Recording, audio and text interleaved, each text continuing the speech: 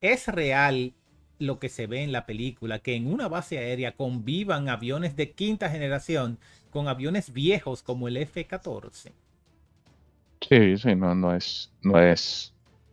porque ande un F-22 no pueden aterrizar más aviones ahí.